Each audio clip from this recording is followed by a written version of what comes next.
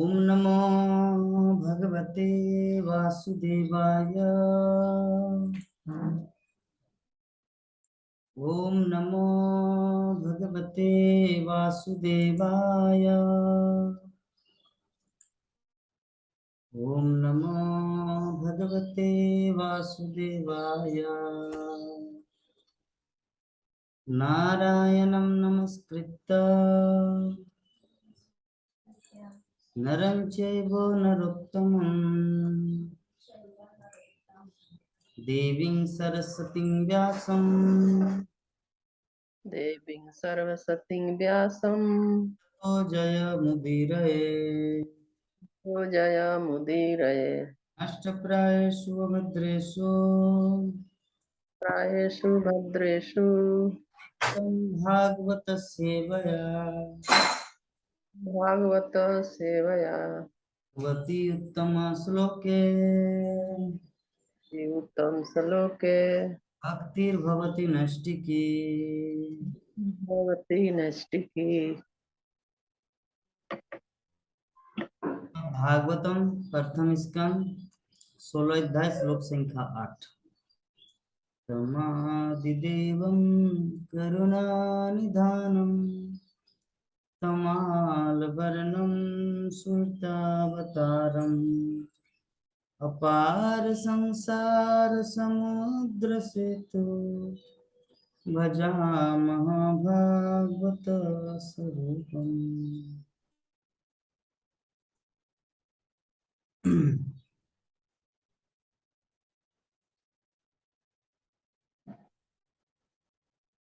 न कश्चिन्म्रियते तावत् न कश्चिन्मर्यते तावता यावदस्त इहान्तक यावद यावद अस्त इहानतक तक। एतदर्थं हि भगवान् एतत् अर्थं हि भगवान् आहूत परमर्षिभिः। आहूत परमर्षिभिः। अहो निर्लोके पीयत अहो निरिलोके पीयत हरिलीलामृतं वच। हरिलीला अमृतं वच। हरे कृष्ण। न कश्चित् मीयते तावद न कश्चिन्म्रियते तावत् यावतस्त इहा न तक। यावदस्त इहान्तक। एतत् अर्थम हि भगवान भगवान शब्द क्यों आएगा? मैं कैसे पढ़ा उसको ध्यान रखना चाहिए ना। एतदर्थं हि भगवान एतत् अर्थ हि भगवान आहुतः परम ऋषिभिः। आहूत परमर्षिभिः। अहो निर्लोके पीयते अहो निर्लोके पीयेत् हरिलीलायामृतं वचः। हरिलीलामृतं वच। यहाँ पे जो विसर्ग दिया गया है ना, वहां पे लंबा टान होगा। जिसमें विसर्ग नहीं है वहां पे उसको स्टॉप करना है। पियत नोट पियत, तावत नोट तावत। ठीक है। जी प्रभु जी। अनुवाद और तात्पर्य पढ़िए।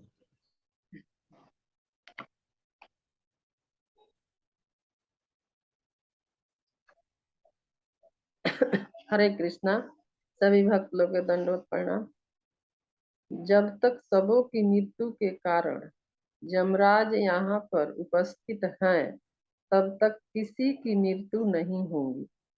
ऋषियों ने मृत्यु के नियंत्रक यमराज को आमंत्रित किया है, जो भगवान के प्रतिनिधि हैं। उनकी पकड़ में आने वाले सारे जीवों को भगवान की दिव्य लीलाओं की इस वार्ता के रूप में मृत्यु रहित अमृत का श्रवण करने का लाभ उठाना चाहिए। जगत गुरु शिला प्रभुपाद की जय। तात्पर्य: प्रत्येक मनुष्य चाहता है कि उसकी मृत्यु न हो, किंतु वह यह नहीं जानता कि मृत्यु से छुटकारा कैसे पाया जाए। मृत्यु से बचने की रामबाण औषधि है भगवान की उन अमृत तुल्य लीलाओं का श्रवण करने के लिए अपने को अभ्यस्त करना, जो क्रमबद्ध रूप से श्रीमद्भागवत में कही गई है। अतएव यहाँ पर यह सलाह दी गई है कि कोई भी मनुष्य जो मृत्यु से मुक्ति पाने का अभिलाषी है, उसे शौनक आदि ऋषियों द्वारा संस्तुत जीवन शैली अपनानी चाहिए। हरे कृष्ण। जीवन शैली अपनाना चाहिए। तो चलिए हम लोग आज के जो 8 नंबर श्लोक है इसके ऊपर चर्चा करेंगे। तो कल हम लोग क्या डिस्कशन किए थे माता जी, थोड़ा आप विस्तार से बताने की कृपा करें। विस्तार से तो नहीं बता पाएंगे प्रभु जी, थोड़ा मोड़ा बता देते हैं। ये हरे कोई नहीं कृष्णा है, प्रभु। कोई कोई सामने नहीं है कि आपको लज्जा या शर्म लगेगा। अकेले है, आराम विस्तार से बताइए। नहीं, विस्तार से नहीं बता पाएंगे। बता जो ऐसे मौखिक जो याद आता है सो बता रहे हैं। कल तो प्रभु जी आपने यही बताए थे कि भगवान भगवान के जो भक्त मतलब भक्त होते हैं, सो वे उनकी कथाएं सुनने के लिए मतलब वे उनकी चरण कमलों के लीलाएं और कथाएं सुनने के लिए वे मधु की तरह मतलब उनका कथा सुनने की मधु की तरह वे चाटते मतलब चाटने की आदी होते हैं। और मतलब जहीं मतलब वे तो सुनने के लिए वे तो भक्त जो होते हैं सो और कुछ तो नहीं सुनेंगे। वे जहाँ कुछ भी नहीं सुनेंगे, जहाँ भगवान के लीला भगवान के कथा जहाँ होगा वे वहां पहुंचेंगे, वहां सुनने के लिए ध्यान से अपना कान लगाएंगे और सुनेंगे। और उसी को आपने बताए थे या बुक में भी था, भगवत में भी था कि मधु के जैसा हुए माने चाटने की आदि होंगे।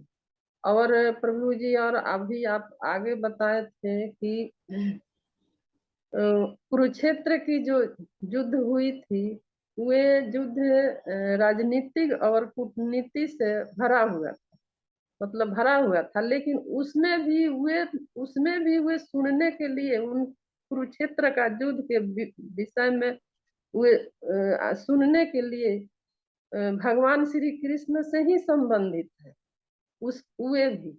और मतलब इसका ये होता है प्रभु जी की जो भगवान के भक्त होते हैं वे ये कथा और भगवान की लीला सुनने के लिए माने एकदम मतलब मतलब ये होते हैं उनके ध्यान उसी पर लगा रहता है कि कहाँ भगवान का लीला है, या कुछ भी हुए नहीं सुनना चाहते हैं, सिर्फ भगवान के ही लीला सुनना चाहते हैं। और और और आगे तो स्मरण नहीं हो रहा है प्रभु जी। खाता देख के यही तो, इतने थोड़ा सा ही याद है। खाता देख के बोलिए। खाता देख के नहीं, आज लिखे नहीं है प्रभु जी। उस दिन आप उस दिन बोले हैं, उस दिन से हम नहीं लिख रहे हैं कुछ। ऐसे क्यों नहीं बुक लिख रहे? देख के नहीं लिख रहे हैं कि लिखने के बाद दिखना पड़ता है, देखते हैं वो याद होता नहीं है, थोड़ा देखते हैं तो आप उसी में बोल देते हैं, डांट देते हैं, तो छोड़ दिए हैं लिखना। लिखना ऐसे सिर्फ और लिखना सिर्फ क्या ओवरव्यू देने के लिए? लिखना तो आपका बाद में भी काम आएगा ना। तो ऐसे बुक से देख के कुछ बोल सकते हैं प्रभु जी। हाँ, बोलिए, पॉइंट पॉइंट बोलना है। जी, तो प्रभु जी ये आप बताए थे कि भगवान भगवान का जो कृष्ण भगवान का जो शुद्ध भक्त होते हैं वो कथाएं मतलब समान रूप से उत्तम के विषय में भी बताए थे कि वे उत्तम होती है, भगवान की कथा जो होती है सो उत्तम होती है। तो और इधर कुरुक्षेत्र के विषय में भी बताए थे, तो ये तो बता ही दिए हैं। और ये भी बताए थे कि भगवत गीता जो होता है वह सारे विश्व में पूजनीय होते हैं, मतलब उनको उनको सब कोई पूजा करते हैं। और आगे आप बताए थे कि अ, ये पांडवों के विषय में भी बताए थे।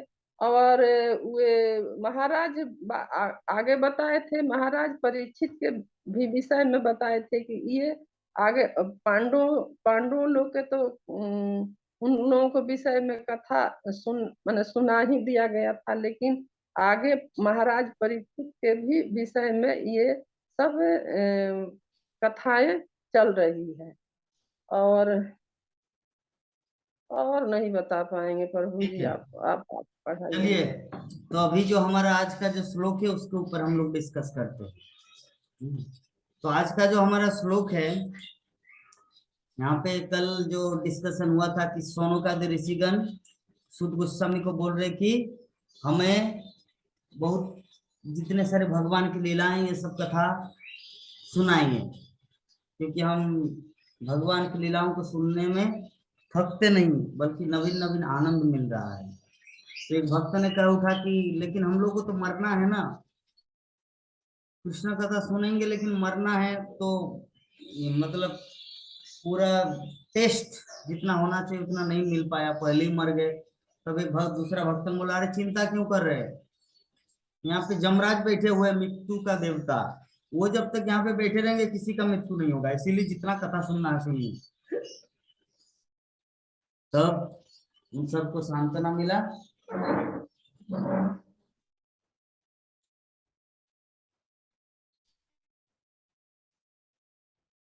और वो सभी कृष्ण कथा सुनने के लिए लालायित हुए।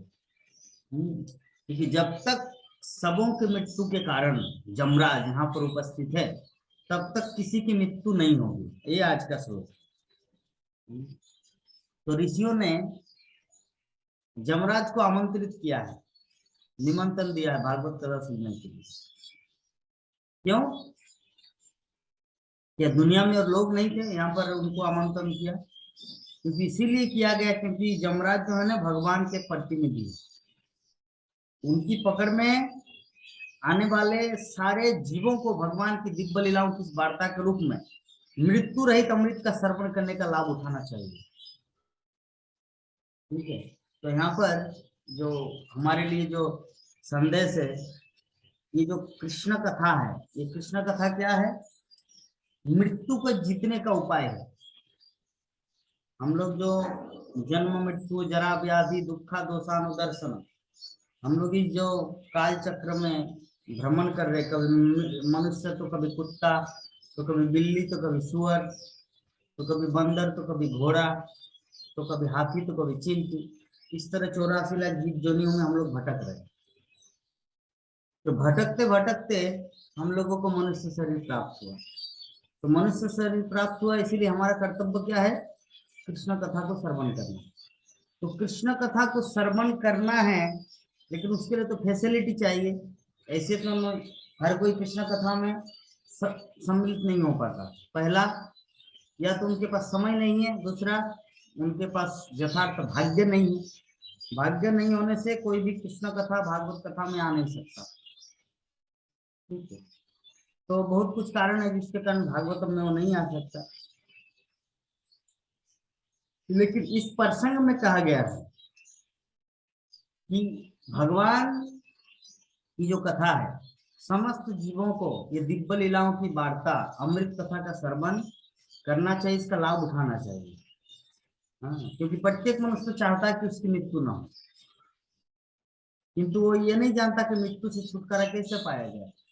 संसार में जितने सारे प्राणी है ना, सभी चाहते कि मेरा मरण ना हो, मेरा मृत्यु ना हो, लेकिन फिर भी मृत्यु होता है क्योंकि उनको टेक्निक पता नहीं जैसे मृत्यु को जीता जा सकता। अभी कोई प्रश्न कर सकता, प्रभु जी मृत्यु को जीता कैसे जा सकता? सबको तो मरना है। देखिए, मरना दो प्रकार के होते हैं। एक होता है मर के अधोगति को प्राप्त करना, और एक है मर के ऊर्ध्वगति को प्राप्त करना। मतलब जहां पर जैसे मान लीजिए 8 क्लास है, आप क्लास में पढ़ रहे हैं, आप 8 क्लास है, तो परीक्षा देने से 9 क्लास उठेंगे, परीक्षा नहीं देने से वही पर अटक जाएंगे या उसे भी नीचे आ सकते हैं। ठीक है, तो मनुष्य जीवन हम सबको मिला है, अगर भक्ति करेंगे तो ऊर्ध्वगति को प्राप्त करेंगे, भक्ति नहीं करेंगे तो मृत्यु लोक अर्थात पशु योनि में जाएंगे। तो जो भक्ति करके हम लोग अगर ऊर्ध्वगति को जाएंगे तो इसको मृत्यु बोला जाएगा? नहीं, इसको मृत्यु नहीं बोला जाता। मृत्यु मतलब अधपतित होना, लेकिन हम लोग तो ऊर्ध्वगति को जा रहे हैं, अधपतित नहीं हो रहे। इसका मतलब हम लोग जीवन में सफल हो रहे हैं। तो शिल प्रभुपाद वही चीज हम सबको बताना चाह रहे, समझाना चाह रहे, इस संसार में जितने सारे जीवात्मा हैं, प्रत्येक जीवात्मा नहीं चाहता कि उनका मृत्यु हो, उनका मरण हो, लेकिन होता है क्योंकि उसको टेक्निक पता नहीं। ठीक, तो मृत्यु से बचने की रामबाण औषधि क्या है?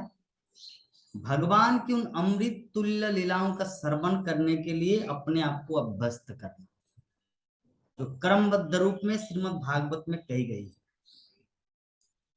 देखिए, मृत्यु से बचने का एकमात्र औषधि क्या है? औषधि नहीं, रामबाण औषधि। वो क्या है? भगवान की लीलाओं को सुनना। इसके लिए हैबिचुएटेड हो जाना है, अभ्यस्त हो जाना है। जो श्रीमद् भागवतम में उसको क्रम रूप में, serial, step by step, serial wise, इसके बाद ये अवतार, इसके बाद ये अवतार, अवतार के बाद ये अवतार, ये सब बताया गया। अतः यहाँ पर सलाह दी गई है कि कोई भी मनुष्य जो मृत्यु से मुक्ति पाने का अभिलाषी है, उसे शौनक आदि ऋषियों द्वारा संस्तुत जीवन शैली को अपनाना चाहिए। अगर हम लोग सच में मृत्यु से अपने आप को बचाना चाहते हैं तो हमारा परम कर्तव्य है कि जो शौनक आदि ऋषिगण, 88,000 ऋषिगण जो नैमिषारण्य के तट पर, जो यहाँ पर श्रीमद् भागवत की कथा, विभिन्न पुराणों की कथा जो श्रवण कर रहे हैं, तो हम लोग को भी वैसे ही हैबिट करना है, कृष्ण कथा सुनना है, ज्यादा से ज्यादा कृष्ण कथा सुनना है। जितना कृष्ण कथा सुनेंगे उतना लाभ है हमारे जीवन में, तभी हम लोग मृत्यु से बच सकते हैं। तो 9 नंबर श्लोक में बताया गया है, मंदस्य मंद प्रज्ञस्य वयो मंदायुषश्च वे निद्रता ह्रियते नक्तम दिवाच व्यर्थ कर्म भी। अनुवाद और तात्पर्य पढ़िए तो माता जी।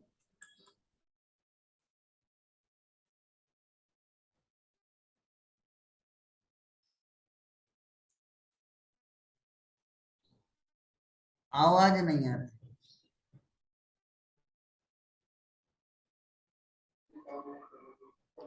अल्प बुद्धि तथा कम आयु वाले आलसी मनुष्य रात को सोने में तथा दिन को व्यर्थ के कार्यों में बिता देते हैं।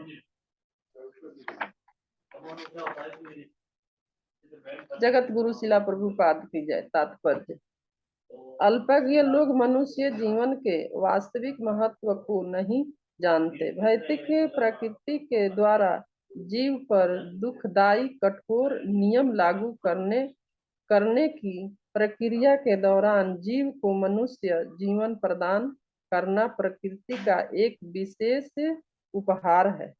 यह जीवन के सर्वोच्च वरदान को प्राप्त करने अर्थात बारंबार होने वाले जन्म तथा मृत्यु के बंधन से निकलने के लिए अच्छा अवसर होता है।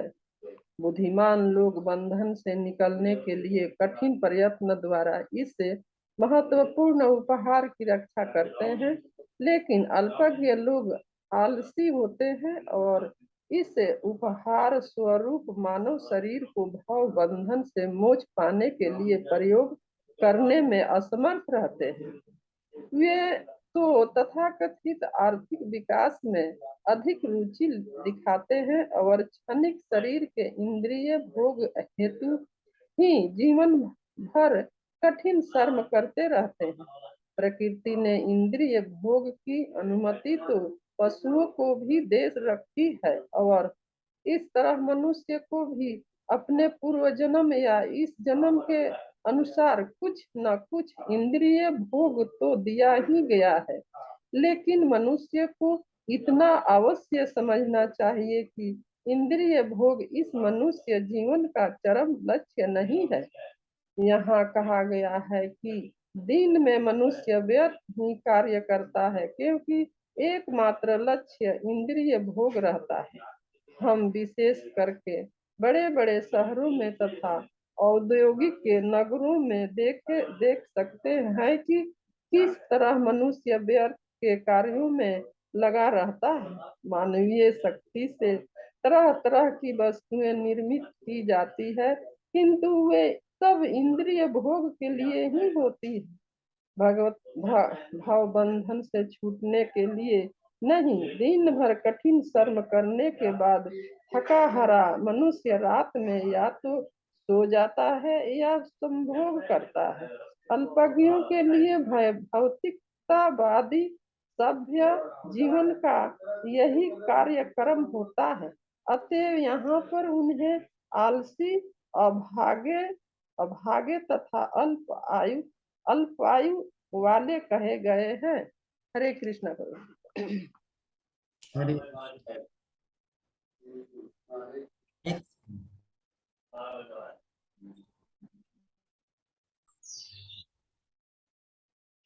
हाँ, तो हम लोग समझ गए इस श्लोक के माध्यम से, जो हम लोग देख पा रहे हैं कि संसार की अवस्था क्या है। अल्प बुद्धि तथा कम आयु वाले मनुष्य आलसी होते हैं, रात को सोने में तथा दिन को व्यर्थ काम में बिता देते हैं। जबकि मनुष्य जीवन का अर्थ ऐसा नहीं है। मनुष्य जीवन मिला है आत्म साक्षात्कार प्राप्त करने के लिए, ठीक है। किंतु अल्पज्ञ लोग मनुष्य जीवन के वास्तविक महत्व को नहीं जानते। भौतिक प्रकृति के द्वारा जीव पर दुखदायी कठोर नियम लागू करने की प्रक्रिया के दौरान जीव को मनुष्य जीवन प्रदान करना प्रकृति का एक विशेष उपहार है। ये जो हम सबको ये जो मनुष्य जीवन मिला है ना, ये बहुत बड़ी सौभाग्य की बात है। परम सौभाग्य की बात है हम लोग को मनुष्य शरीर प्राप्त हुआ, क्योंकि दूसरे किसी भी शरीर में भगवान की भक्ति नहीं किया जा सकता। ना कुत्ता मंदिर में जा सकता है, ना भगवत गीता पढ़ सकता है, नहीं गाय जो इतने सुंदर प्राणी माना जाता है। कोई भी भगवान की भक्ति करने में अक्षम है, एकमात्र मनुष्य को छोड़कर। तो हम लोग को ये समझना, ऐसा नहीं कि हम लोग मनुष्य बन गए मतलब भगवान बन गए, देवता बन गए। मनुष्य जीवन मिला जस्ट एक, जैसे होता है ना, कोई व्यक्ति किसी इंस्टीट्यूट में पढ़ने जाता है, मेडिकल कॉलेज में, जस्ट एंट्री करना और पढ़ाई लिखाई करने में दोनों में अंतर है। एंट्री करना तो कोई भी पैसा देके एडमिशन ले सकता है, लेकिन वहां पे पढ़ना और पास करना वो है रियल मैटर। तो मनुष्य जीवन मिला मतलब हम लोग को जस्ट उस मेडिकल कॉलेज में एंट्री मिला है। अभी डॉक्टर बनना मतलब पढ़ना है, अच्छी तरह भक्ति करना, तब भगवान को प्राप्त करेंगे। हम लोग भी नहीं तो एक बंदर, गधा, कुत्ता, बिल्ली, सियाल की तरह। थोड़ा सा हायर इंटेलिजेंस दिया गया है और भगवान को प्राप्त करने के, अन्यथा कोई दूसरा ये नहीं है, ठीक है।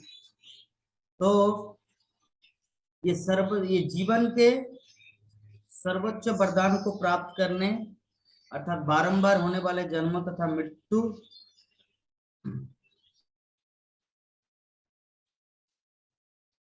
बारंबार होने वाले जन्म तथा मृत्यु के बंधन से निकलने के लिए एक अच्छा अवसर होता है, दूसरे जीवन में जो संभव नहीं है।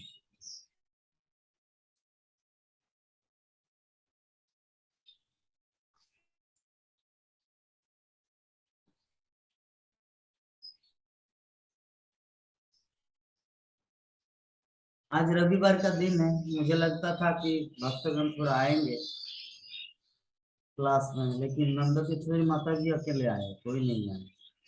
रविवार के दिन हो सकता है भक्तगण थोड़ा मार्केट करने के लिए, कुछ इंटरटेनमेंट करने के लिए गए होंगे। यस माता जी, कोई बात नहीं। सबका रविवार होता है, लेकिन मैं अपना रविवार को रविवार नहीं मानता। मैं कृष्ण कथा करता हूँ ताकि, देखिए यही एकमात्र औषधि है। इसी के सहारे हम लोग भगवत धाम को प्राप्त कर सकते हैं। भगवान को जाने बिना कोई उनके धाम में नहीं जा सकते। मनुष्य जीवन सार्थक नहीं हो सकता विदाउट नोइंग कृष्ण, कृष्ण को जाने बिना। ठीक है, तो हम लोग इस तथ्य को समझ गए कि हमारे जीवन में सबसे बड़ा अगर कोई निधि है, मूल्य है, वो कृष्ण कथा का श्रवण करने का सुअवसर।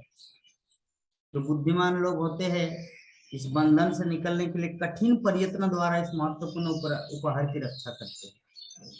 लेकिन जो अल्पज्ञ होते हैं,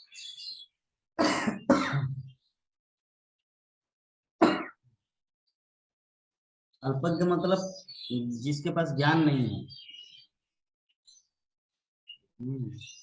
अल्पज्ञ लोग जो आलसी होते हैं, वो इस उपहार स्वरूप मानव शरीर को भवबंधन से मोक्ष पाने के लिए प्रयोग करने में असमर्थ है।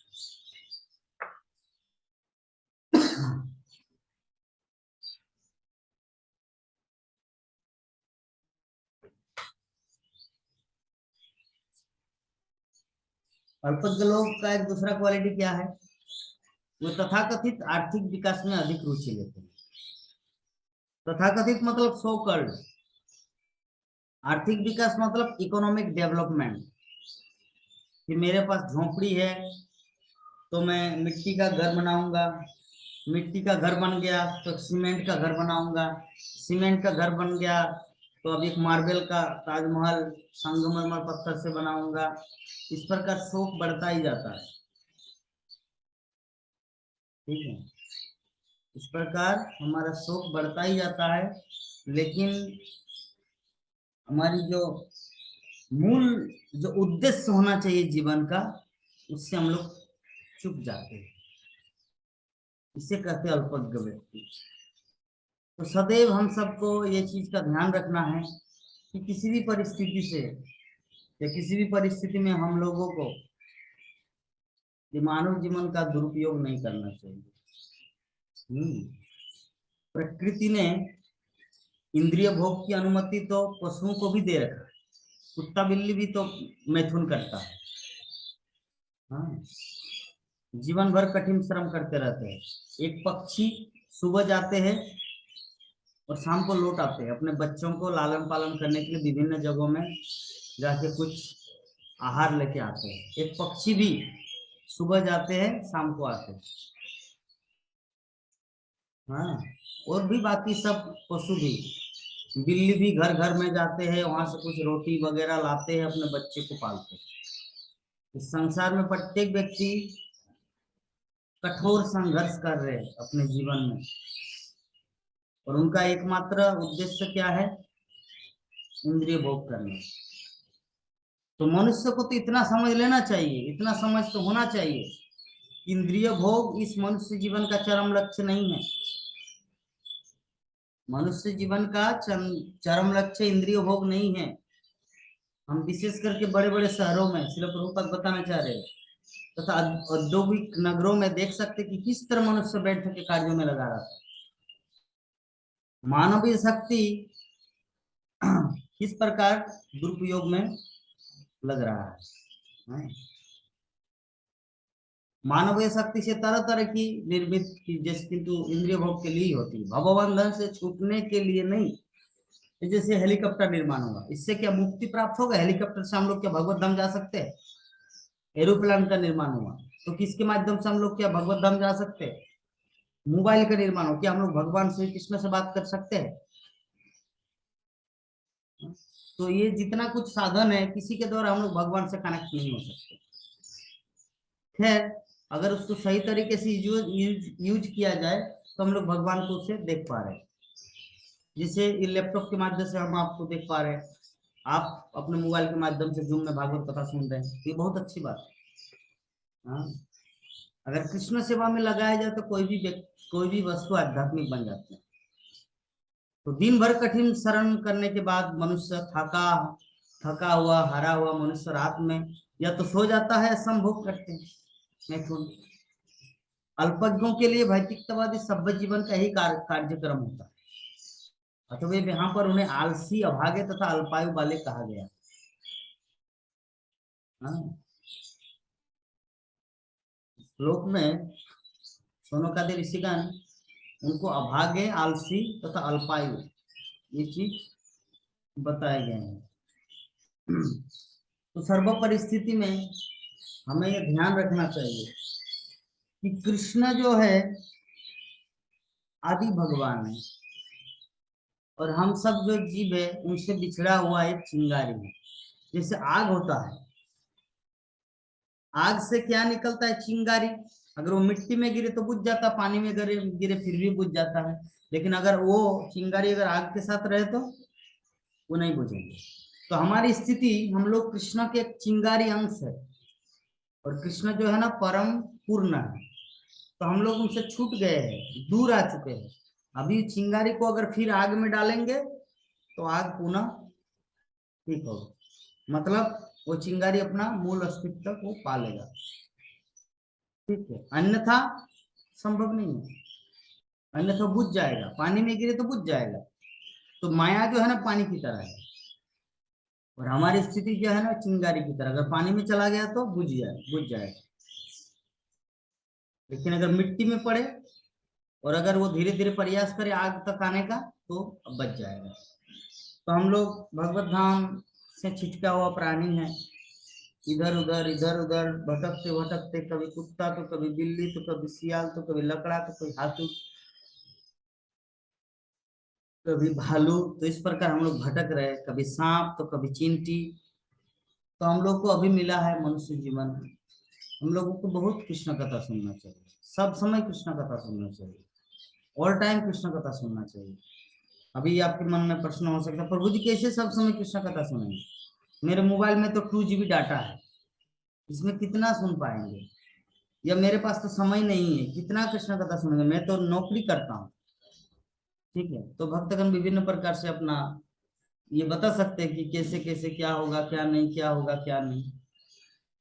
लेकिन देखिए, सुनने की इच्छा अगर प्रबल इच्छा रहे ना मन में, तो भगवान अरेंजमेंट कर देता। हम लोगों को वही चीज प्राप्त होता है जो हम लोग हृदय से चाहते हैं। हृदय से कोई भी चीज को अगर आप चाहेंगे ना, सब प्राप्त होगा। लेकिन जो चीज हम लोग ऊपर ऊपर से चाहते हैं वो होने से भी नहीं मिलता। हमारे ग्रुप में कितने सारे लोग हैं? 100 क्लास है। कितने लोग क्लास ज्वाइन करते हैं? 3 4 5। सबके किस्मत में भागवत नहीं है। किस्मत भागवत सबके भाग्य में नहीं रहता है, बहुत भाग्य, बहुत पुण्य करना पड़ता है। भाग्योदयन। हरे कृष्णा प्रभु जी। बोलते हैं लोग कि समय नहीं है, समय नहीं है। समय तो निकालने से न होगा, और भी तो काम के लिए तो समय लोग कर अपना काम करवे करते हैं। यही तो दुर्भाग्य है संसार के जीवों का। बहाना करते हैं, लोगों को दिखाते हैं, लेकिन वो तो खुद बहाना में खुद तो मर रहे हैं वो। हम्म, खुद वो चिंतित है, खुद वो दूसरों को ठगना चाहते, खुद ठग रहे हैं, भगवान को ठगना चाहते हैं। हम्म, वो तो खुद ठग जाते हैं। इसीलिए सर्व परिस्थिति में हम लोगों को ये विचार करना चाहिए कि सर्व अवस्था में कृष्ण को ही प्रायोरिटी देना है। मैं कौन होता हूँ कुछ करने के लिए? कृष्ण चाहेंगे तो मुझे अपने चरण में आश्रय देंगे, और उनकी कृपा से मैं सब कुछ कर सकता हूँ। हम्म, तो चलिए, रविवार का दिन है माता जी, आज से स्टार्ट हो रहा है दामोदर दामोदर अष्टक। जी प्रभु जी। दामोदर अष्टक तो उस समय हम लिंक भेजेंगे, ठीक है, ग्रुप में, तो आप लोग सुन लेना मायापुर टीवी में। नमामि शराम सच्चिदानन्दरूपं लसत्कुण्डलं गोकुले भजमानम् यशोदाभियोलुखलब्धवमानम् नमामि श्री दामोदर स्टॉक दामोदर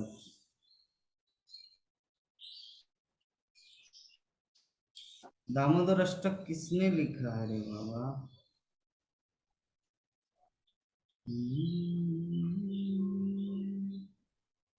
प्रभु जी, हरे कृष्णा। जी इस महीना में ये क्या चीज बनाना पड़ेगा? उड़द के दाल और चना के दाल। पता नहीं, माता जी से पूछ लेना है। रुदं जशोदाभियोलुखालाब्धावमानम् परामृष्टमात्तं ततो द्रुतगोपा रुदन्तं मुहुर्नित्रं जुग्मं मृजन्तं करं भोजयुग्मेन सातङ्कनेत्रम् मूषासकं पात्रिरेखाङ्ककण्ठा स्थिते देव दामोदर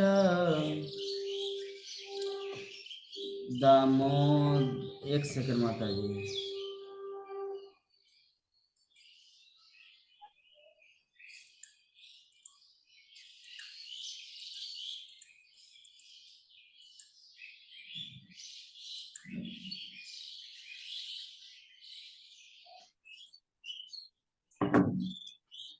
दिखाई दे रहा है? जी प्रभु जी। रुदन्तं मुहुर्नेत्रं युग्मं मृजन्तम्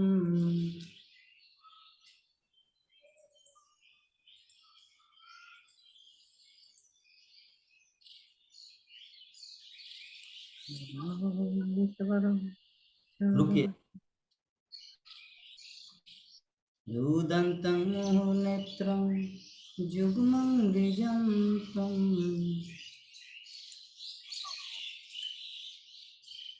करं भुजयुग्मेन सातङ्कनेत्रम् मुहुःसकं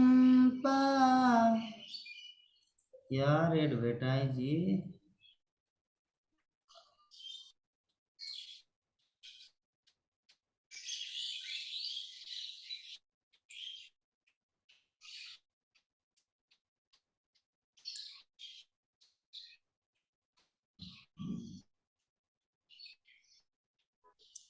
मूषासकं पात्रिखाङ्ककण्ठा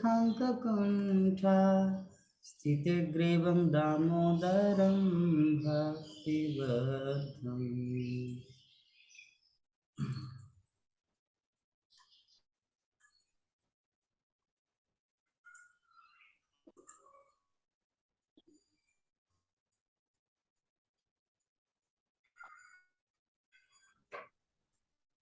इति दीक्षालीलाभि आनन्दकुण्डे